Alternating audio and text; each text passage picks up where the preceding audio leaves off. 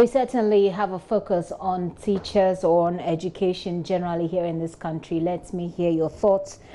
If you are a teacher, if you know anything about education, you want to contribute, let's hear you as well. You can send us your message on our WhatsApp platform 0540-109-0009. That's 0540-109-0099. That's on your screen. Now, you do know about the technical universities that are teachers that are on strike. You do know the administrators are on strike. You do know also that graduate teachers have been picketing the education ministry. Right now, we're going to talk about licensure exams. Well, as the campaign towards this year's presidential and parliamentary elections heat up, issues within the education sector seems to be trending just like it did in the last 2 years. Already, former President John Mahama said the government has locked horns locked horns on the licensure examinations introduced by President Akufo-Addo, which every teacher must pass before entering the classroom to teach. We'll start the conversation on this, but take a look. I believe that if we improve the examination, the final exam that they take, and we improve the quality of teaching and learning in the colleges of education, you don't need for them to pass their exams, come out, and go back and write a licensing exam. And so when we come into office, we'll take out the licensing exam. We'll improve the quality of teaching and learning in the colleges of education so that when they pass their exam for the colleges, you know that this is a person who is a professional teacher and can handle the children that they'll be given. That's former President John Mahama. Well, government rejects that and says that the sure way of ensuring quality education in our schools is to work with the licensure exams. Now, not the biggest professional body of teachers in Ghana has also declared their stance on the matter. They say they want the exam to remain. I think they had a problem with how much they have had to pay. Deputy General Secretary of the Ghana National Association of Teachers for NAT, Daniel Afadu, was on Newsfile last Saturday.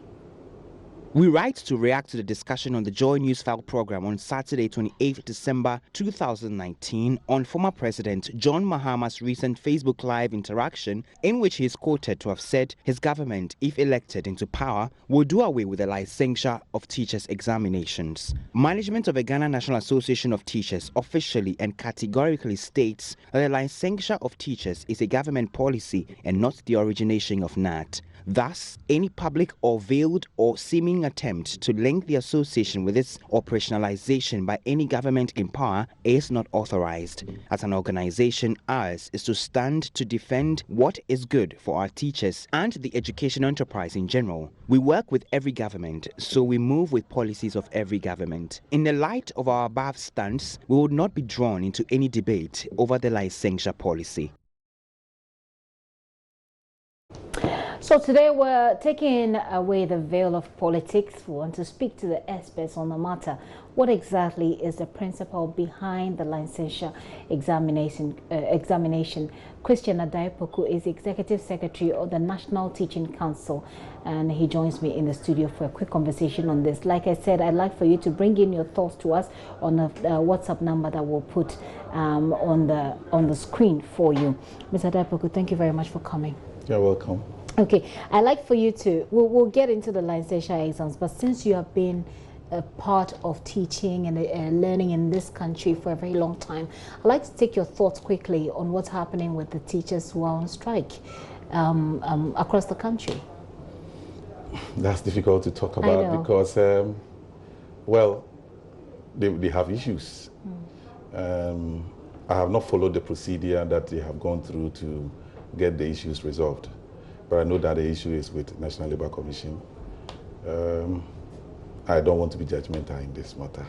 But what is important is that the parties must know that no matter how difficult a conflict is, we don't use guns to settle conflict. We sit down to talk.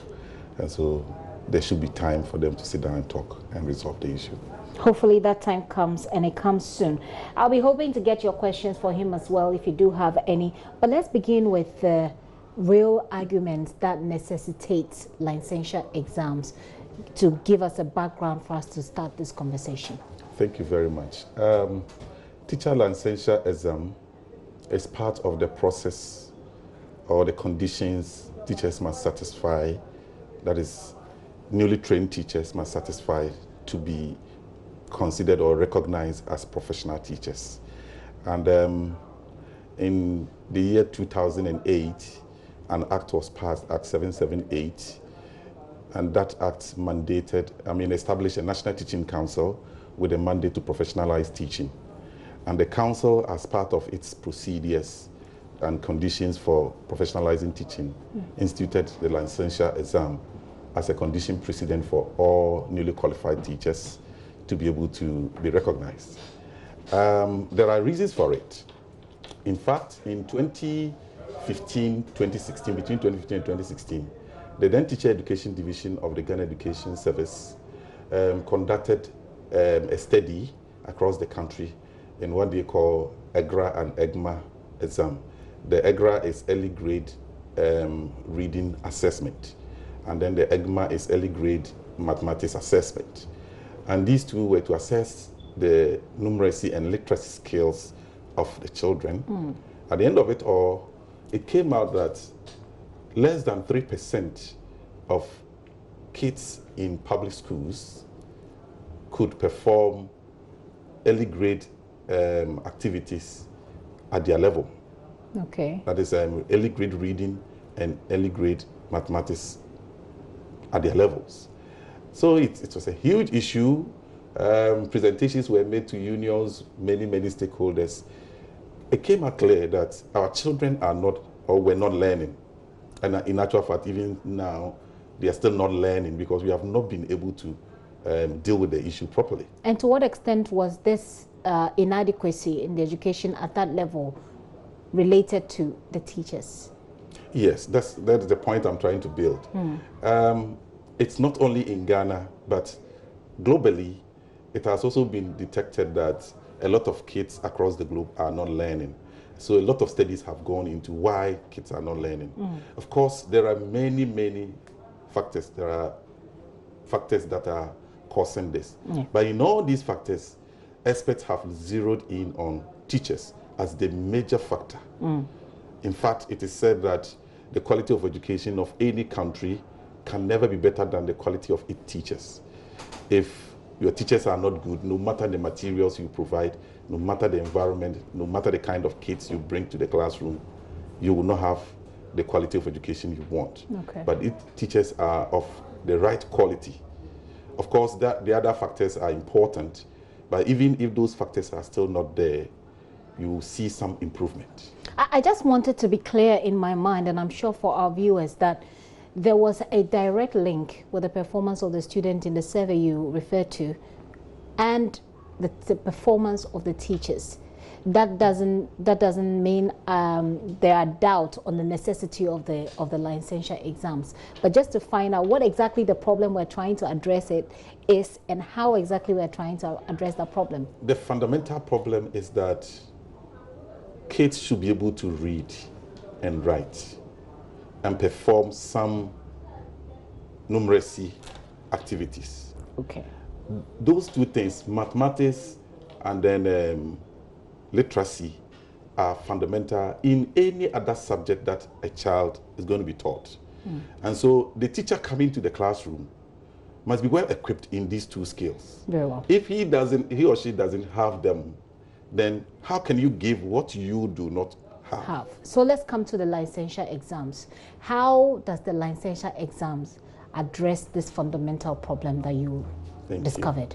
Yes, the licensure exam seeks to, it's a form of a sieve that is helping us to sieve those who are not up to scratch with the literacy and numeracy standards that are needed to be able to handle the kids in the classroom. Not those two alone, but essential skills in terms of pedagogy that are needed to be able to handle children in the class. Okay. So those three things are the areas teachers, those coming out, are examined on to make sure that they meet the standard. If you don't meet the standard, you go back, you are still given the opportunity to study hard, come back and try. If you're able to meet the standard, then you go through. Okay. And if you're not able to, if you don't make it the first time, when next are you eligible to? per our existing system, the first one is written in September. Then after September, in March, those who are unable, who are not successful, are given the chance to write in March. If they are not successful, even those who will be writing in the subsequent September, they can still join them and write. And within this time that you are rewriting and writing and rewriting, what do you really do? Do you continue teaching, or does it mean you are not fit to teach? Per the new professionalization principles, you must be a professional to practice teaching. Well, that is what the law says. So when the full implementation of the law is brought to bear on the education system, no teacher in the classroom, nobody will be able to enter classroom to teach when the person is not professionalized, doesn't hold a teaching license to be able to teach. Even if you have you're a graduate teacher, even if you have a number of years to your credit as a teacher? There are two categories of people here. We have those who are already employed in the service. We handle them separately. Okay. And those who are coming into the service. Okay. Licensure examination is specifically for those who are now coming into the service. They have gone through training either at the university or at the College of Education, and they are now coming into the service. Okay. If you are now entering, this is the condition that you must meet before you enter. But if you're already in it, then the condition is that because you're already in it, you have gained some experiences for the long years of practice. And because of that, you'll be given your license, but within 3 years, you are still supposed to go through what we call continuous professional development to upgrade your knowledge. You build a portfolio, and then after the 3 years, you will be examined again, not examination that you will write, but the portfolio that you have built will be examined, and based on that, we will make a judgment as to whether you qualify to continue to practice teaching or you will need to study more to come back. From your perspective, what have been the major bottlenecks to implementing the licensure exam since you started? The biggest problem is that naturally, and I understand, I don't like examination, and nobody in this world likes examination. And so if you are going to ask students to write examination, they wouldn't like it. But the most important thing is the examination going to help us get the right people to teach? Yes. And two, if the students don't like the examination, do we have other alternatives?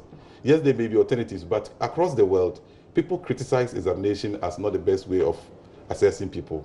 But it is the one that is globally used by almost everybody to assess people. And so... you think that teachers have had major problems with the fact that they had to write exams? Yes, those coming in, they are the people writing the exam, and they are not happy because you are going to write exam. When I was at the university, anytime we were going to do open book exam, everybody was happy. If a lecturer decided that I'm not going to examine you, I'm just going to use assignment to give you marks, everybody was happy. Nobody likes to write exam, but it's one of the most potent ways of examining people, ascertaining whether the person is fit for purpose. Are you not oversimplifying the real issues that have been raised by some of the teachers and some of the people who have been complaining about this? If you just pin it down to just exams and the fact that people don't naturally like writing exams. I've heard complaints about the amount involved, for example.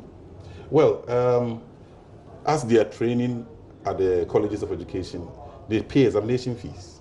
So wherever you go and you are trained, you pay for it. And so the examination that is going to be written has to be paid for. So I don't think that is the major problem. It might be a constraint to some people, but it might not be the major problem. And is there any way to cushion the teachers? I mean, these are teachers who have always been complaining about their rewards, etc. You've been there. You've been there. You've been a part of those who have pushed some of these agenda for the teachers. Isn't there a way to cushion them, make it easier for them, because this is relatively a new policy? In fact, the payment of fees had been haggled over and over and over and agreed upon. 2 years ago, the Teacher Trainees Association, the teacher unions, other stakeholders, and National Teaching Council discussed and agreed on the current fee that they pay. That is 220 Ghana cedis. They say it's a lot. They have not said that. I've heard them say. It is rather... You just heard my producer say. They've said it so many times. No, that's why I said... and I'm getting hundreds of messages once again. We need to distinguish between the in-service teachers, that's teachers on the ground, and those who are coming. Those who are complaining now are the people who are already in the classroom and are going to be licensed. They have been asked to pay 200 Ghana cedis. They are not writing exam, but they have been asked to pay 200 Ghana cedis, and the teacher unions have protested. That one is still being negotiated. We have not concluded. But for the examination fees, it has been concluded long ago, and three series of the examinations have been written. We've written September 2018. We've written March 2019. We have written September 2019. And so that one is more or less institutionalized already and is accepted.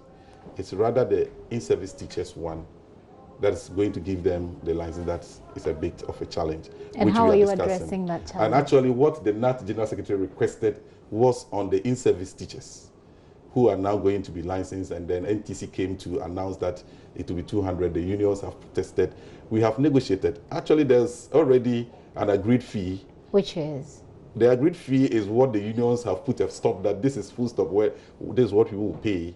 But NTC thinks that they can still do more. How much is this? I don't want to disclose that because Why we still negotiate. We haven't finished. So at the appropriate time. 50 cedis? Oh, I will not do that. 60, 80? I will not do that. Okay. You are a magician. You have mentioned something that is very close to, but you have not yet gotten there. I think it's 50 cedis, maybe 50 or 60 thereabout. But anyway, I'll just take a few of the... I have so many messages here. You see, anytime we talked about education, teachers, our tablets just get flooded with messages. It tells you just how important this message, this issue is to people. So this person is Aaron. He's texting from UCC. He says, I would like to know how teachers on study leave with pay would be licensed after their course. Yes, teachers with study leave, who are on study leave with pay, are also classified as in-service teachers because they were already teaching and they've gone for further studies. And so when they come back, even whilst they are there, because they are already teachers and they are on study leave with pay, we will still go out there and register them, license them, and then they will also use CPD to renew their license. They will not write licensure exam. Okay. What is the assurance that the teachers at the various teacher training colleges are competent if the licensure exam is the only way to determine a student's standard? Does it mean they are not doing their work in the classroom well at the various institutions? McCarthy from Ho, I don't understand the question. I don't know if you do. I understand what he's trying to say. Help us. The teachers in the colleges of education are competent. And so as part of the conditions, you will not be able to write licensure exam if you have not passed your college exam. That's the first condition. But the point is that, yes, the person might have passed the college exam. We think that there are so many institutions across the country. Apart from the colleges of education, we have distance education students, we have sandwich students, we have graduates from the various private colleges of education, and then the public universities. All these people are taught by different teachers with different models. And so when they meet, the National Teaching Council licensure exam become something like a melting pot where everybody comes together, and then we are assessed on unified standards that we have all agreed upon. And so it's not that we are looking down upon whatever training they have gotten at the colleges, but we think that we still have to come back and then standardize a test for them to ascertain whether they have really been trained enough to be able to go to the classroom. Okay. Abu from Savannah has a very long message. I'll try and take a bit of it. The licensure exams, he says, is nothing but just a lazy way of reducing the number of teachers the government is supposed to post into schools. I want JoyNews to do an investigation. He says it will shock you to know that people are still employed to teach without this license exams, and others who have sat for these exams and passed are seated at home. Answer me, the NABCO trainees under the Educate Ghana module who are in the classroom teaching, why? Have they written any licensure exams? Well, the first part of his statement is an allegation that I will not be able to ascertain, because as far as I know, the existing condition is that within the Ghana Education Service, before you are employed, you must be a licensed, or at least you must have passed the licensure exam. So that allegation, I will not be able to talk about. Of course, I'm not the employer, but I know that that is the condition. Two, on the NAPCO, it is because we have not been able to implement fully our professionalization system. That is why some people still find their ways into the classroom to teach. They are supposed to be support staff. You go there and support, but you are not supposed to do the real work itself. You are not a professional. As I said, the law says that before you enter the classroom to teach, you must be licensed by National Teaching Council, and you must be professional. And NAPCO people are not professionals. So as we implement this year, as we go out there to license in-service teachers, by the time we finish this, you get to know that NAPCO people will be in the schools, but not to teach. They will be providing supporting services to the teachers. Okay. I have another one here which says, this is from Lucas in Koforidua. Lucas says he's an assistant director of education. Okay, let me read his message before his position. He says, kindly ask him whether now that teachers are going to be made to go through all this, just like doctors, lawyers, engineers, is the government going to change their conditions of service? I am an assistant director of education and I don't even qualify for rent allowance.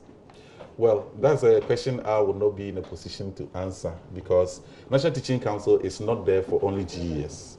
National Teaching Council is there for all teachers, whether you are in a public school or private school.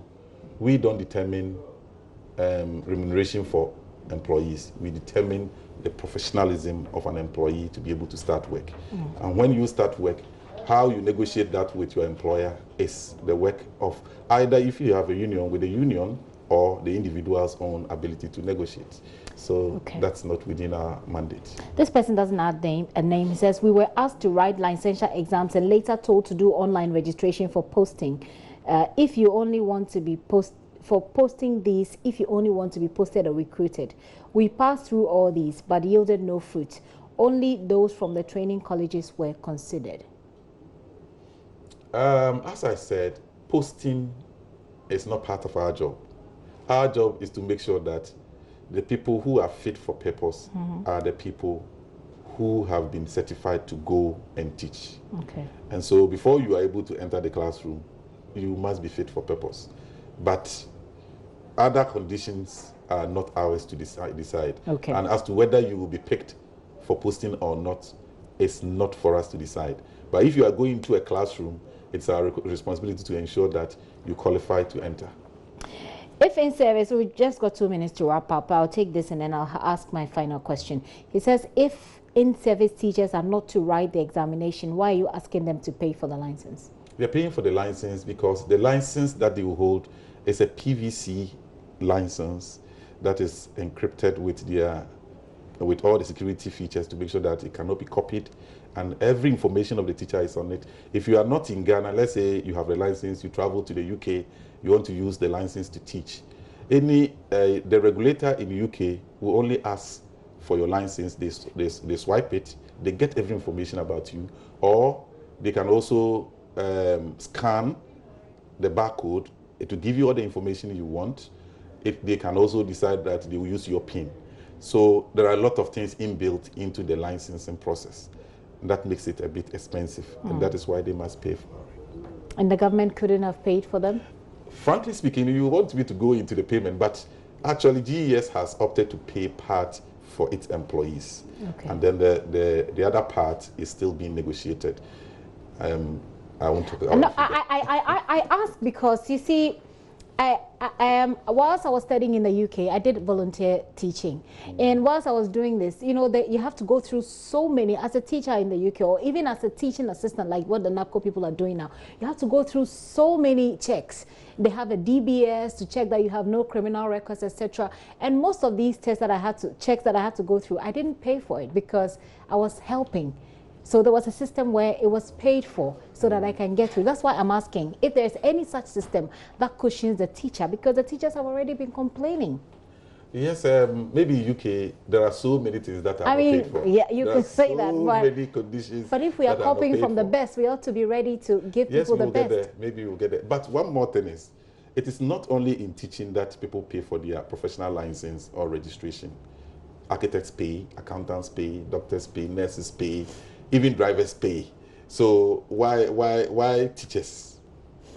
Why teachers? Why not teachers? Teachers are the ones who make all of us who we are. Teachers made you. Teachers made me. I perfectly agree. I am a teacher. I have advocated for teachers. Exactly. And it's one of the reasons I will not agree that teachers should not pay anything, because it will become part of the measures to look down upon us.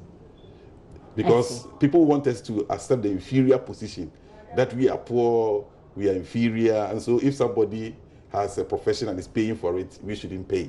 We want to pay something for people to know that we value and cherish our profession, just like any other person. That's a very interesting debate. In spite of the fact that we are not paid well, which we will continue to talk about and ask government to pay us well. That's a very interesting debate, the way you put it, but people certainly will not agree with you. This message, which I'm ending with, is from Selena from Upper West.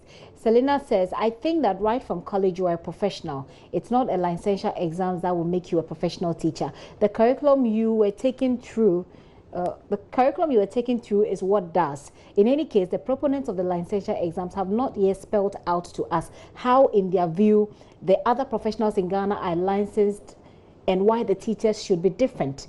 We also referred you to the act you are relying on, i.e. Education Act of 2008, Act 778, Section 12. What's wrong is wrong, irrespective of the party involved in it. Finally, per the law, you are drawing powers from licensing teachers is legal, but doing it through licensure examination is illegal. The policy pushed through because of state power, and it doesn't matter how long you defend it. Those who wrote so far did so because there are no other options. Thank you. That's her position on the matter as to whether it is legal or illegal. I know that some people took the matter to court. So if it's illegal, why are we still permitted by the law to write? One thing that people must know is that the law is a framework. It gives some mandate to the National Teaching Council, the board of the council, to determine and advise the minister on procedures and conditions for licensing a teacher. And the board has decided that one of the conditions you must fulfill is by writing the licensure exam. It doesn't necessarily need to be stated in the law that you must write licensure exam. Insofar as some powers have been vested in the council to advise the minister on the procedures for doing it. If they come out to say that one of the conditions you must fulfill or the procedure you must follow is by writing licensure exam, why do you say it's illegal? I'm not a lawyer. The person who wrote, I don't know whether he's a lawyer or not. But the point is, the right place for us to debate this is to go to court and challenge it. We have been writing this for 3 years. If they want to go to and challenge that, they are at liberty to do that. Interesting. Well, that is my final question for those who texted. My personal final question is the politics that has been associated with the licensure exams. We just played for you former President John Mahama saying that this is something that he's going to scrap. What do you think of that? Well, I've been saying it over and over. Adae Poku is a technocrat. I'm an expert in education and not a politician. And so I espouse what I believe to be the benefits of the licensure exam. And in fact, the entire teacher professionalization process. That is what I do, and that is what I have sought to do here, explaining the nitty-gritties, the strengths and weaknesses of everything to people. As to whether it's going to be cancelled or not, I don't want to talk about that. Would you be happy if it was cancelled? As I said, for me, as at now, I have said it here and now that I know the benefits of the licensure, and that is why I've come to explain the benefits to the understanding of Ghanaians. That's what I do. What are your final words? Well, I would say that I know it's a challenging process for us because it's a change, and change is so difficult to accommodate. But we can also agree that we cannot do the same thing all the time and expect that we will get different results. So if there are, evidence that we have empirical evidence to show that our children are not learning, we need to change. We need to re-strategize to make sure that we get the best out of the school system. And that is what we have sought to do now.